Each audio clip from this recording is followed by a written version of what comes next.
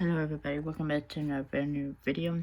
I just want to make an announcement that I am reacting to Mr. Nightmare's new video.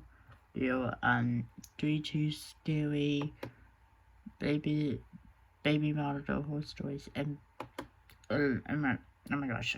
By the way, congratulations Mr. Nightmare for 5 million subscribers. Also, I wanted to say I'm not trying to steal the video or whatever. This is a reaction. I just don't want to show my face to reaction because I don't like showing people my faces. I'm just very paranoid or whatever. I don't like showing people my face. Very that kind of person. Just like Mr. Nightmare. Well, he doesn't have to show his kind of face or something like that. You can kind of see my hair. What you're about to hear is the scariest thing I'd ever experienced. My sister and her husband were going away to Hawaii for a week. So since I'm the second oldest, she asked me to watch my 2-year-old nephew Sean for the duration. 2 was a tricky age for me because Sean was still in diapers at the time, and changing diapers was the last thing I'd ever want to be doing. I'm not doing that. Still, family is family, and I had to return a favor to them anyway. I was sleeping in the guest bedroom upstairs for the duration, and by the 3rd day I had everything down to a rhythm. Wake up, feed him, do my work in the living room while supervising him as he played, feeding him again, then putting him to bed. Okay. My sister has a high-tech baby monitor that connects to a touchscreen tablet. It records sound and video from above Sean's crib and feeds it to the tablet. I would keep that by my side while he slept, no matter where I was. The living room, the bedroom, anywhere. Midday most of the time he'd get sleepy and I'd bring him to his crib to take a nap. By like the 4th day, Sean was taking a nap, so I was in the backyard sitting in my sister's outdoor bar on my laptop. I had the baby monitor placed on the bar, so I was able to easily hear Sean start to laugh at something. I checked the tablet, and I saw him standing in his crib, so I guessed it was time to take him out. I went up to his room and grabbed him to bring him outside in the yard with me, where he drove around in his little electric toy car. For basically the rest of the day, I just watched Sean play with his toys while I would either be doing work on my laptop or just watching something on TV. Shortly after dinner time, I changed him one last time and put him into his crib. An hour or so passed, and there really wasn't much else for me to do. I wasn't interested in anything playing on TV, so I went upstairs to the guest bedroom to put an end to the night. Laying in bed in the dark, the room suddenly lit up from the tablet on the bedside table. I heard Sean laughing again. The tablet would light up if any significant amount of motion or sound was detected. I was comfortable in my position. I didn't really want to move. But when the screen suddenly went dark, yet I could still hear Sean's laughs, I got confused. I picked up the tablet, and all I saw was black. Yet, in a way, it seemed as though the screen was still on. I heard Sean say the word "yeah" as he continued laughing. Something wasn't right. I set the tablet down and began walking to Sean's room, calling his name as I was on my way. Okay. I got to his room, and he was standing in his crib. I asked him why he was awake and who he was talking to. He then tried reaching for something atop the crib, but his short arms couldn't reach it. It seemed he was going for the camera for the baby monitor. So I pointed at it and said, "Camera?" And he replied, "Yeah." I picked him up to give him a little lift to see what he was trying to do with the camera. And as I lifted him, he used his little thumb to cover the camera lens. My heart sank as I put the pieces together. The reason the tablet went dark was because it was being covered by someone. And I knew it wasn't Sean based on the fact that he couldn't reach it. I don't know what's going on. "Sean, is someone in here?" I asked him. And in response, he pointed to the closet. Oh God, that got me outside to the neighbor's house, pounding on the door, screaming for help. I don't know why I just... An elderly woman answered, and she let me call the police with her phone. She was already clearly close with Sean. Because of that, she seemed a lot more comforting. Police showed up, and when they checked the upstairs closet, it was open, but no one was inside. The fact that it was open alone says everything. Someone was in Sean's closet that night. True. They must have made an escape when I took Sean and ran. The officers told me to stay at someone else's place for the night, and the elderly woman next door allowed us to sleep there. The next few nights after that, I watched Sean at my apartment. My sister and her husband cut the trip short, of course, after hearing the news. Red in one. Nanit is the only smart baby monitor that delivers personalized insights to help you help your...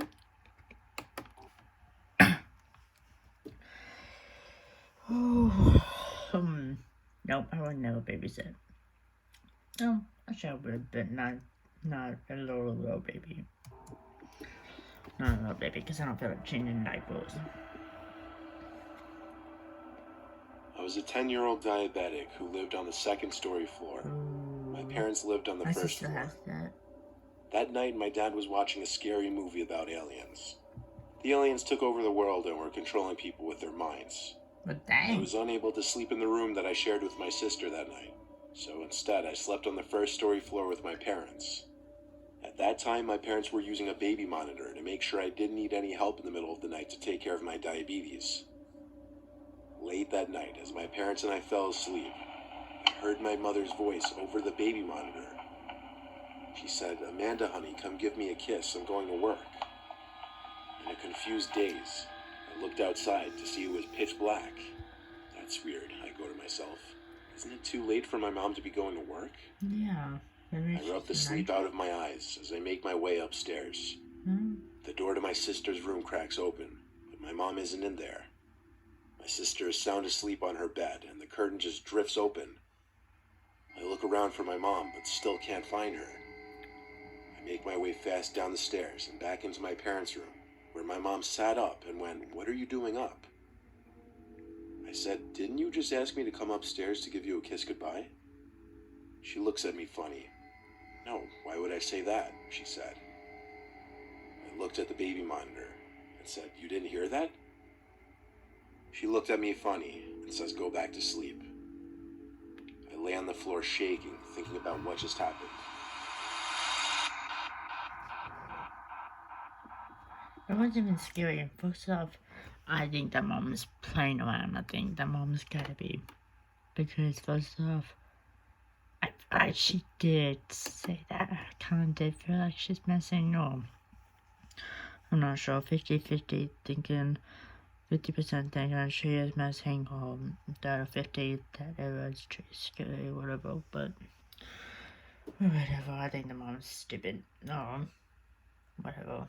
I literally think she's just messing around with it. 10-year-old. Wow.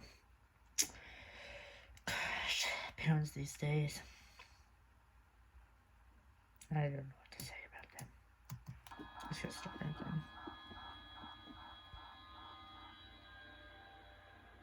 In my teens and early 20s, I would babysit as my side hustle. I was always really good with toddlers and babies, and usually the parents of the really young ones would pay more. There was this one pair of kids named Lucas and Adriana.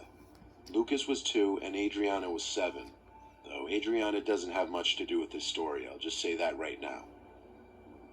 Lucas didn't really speak much, though I was told he had only just turned 2 a few weeks ago at the time. After a long and stressful day of watching the kids, they went to sleep. I would be spending the night at this couple's house watching their kids while they were out in some beach town with friends or something. When the kids finally went to sleep, I had some peace and quiet and time to unwind, as watching the two of them was a lot. I lay in the living room watching a movie. The couple actually still had a baby monitor for Lucas's room, and they asked me to keep that in earshot when he went to sleep. I left it on the coffee table in the living room. Eventually, I ended up on a FaceTime call with my friend, and that ate away so much time that by the end of it, it was past 12. I went to sleep after that. Actually, I fell asleep pretty easily. The next thing I remember was the dream. A freaky, disturbing, messed up dream. Everyone knows dreams can be weird and grainy, so I can't describe verbatim what happened in this dream. But the best I can remember, I somehow had lost the baby monitor and Lucas was missing. After searching through this weird dream version of the couple's house, I found the baby monitor under the bed, and on the screen was Lucas's dead body. And upon seeing that, What the? a deep voice kept saying this was your fault. I must have What? heard it like 3 times before I suddenly woke up. After realizing it was just a dream, I remembered the baby monitor. I left it on the coffee table downstairs. Go grab But it. before going down to get it, I figured I'd check Lucas's room first since it was closer anyway, True. and I saw he was fast asleep. Okay. After that, I went downstairs to get the device and went back up to the room I was staying in. I went back to sleep, but once again, I woke up sometime later. But this time, I woke up to the little monitor device beeping and the red light flashing. I picked it up, and on the screen was Lucas standing up looking directly into the camera. Not smiling or laughing, just looking dead set into the camera, his eyes glowing in the night vision. The way he was looking freaked me out. It was a cause for concern, so I rushed over to his room. But when I got to his room, he was fast asleep, laying on his back. I said his name a few times and lightly shook him, but he didn't wake up. I looked around the room, scared, feeling like there was another presence in there with us. I checked the closet and looked under the bed. No one. I went back to the other bedroom and looked at the monitor again. It showed Lucas laying flat in his crib. I turned it off for the night, but I didn't sleep as easily after that. To this day, I still don't understand that dream I had, or if it was some kind of warning. And I don't know what exactly I was seeing on that baby monitor screen. I just don't know what to believe was actually real. Wow, that's creepy. I don't even know what I would do. I don't know.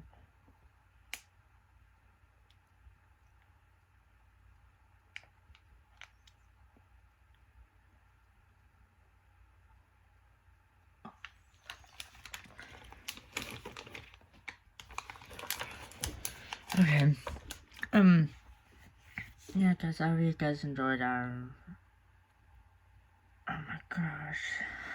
I can't think about the mother one really is annoying me right now because I feel like she really is messing with her. I don't know why, I just feel good. Alright, well,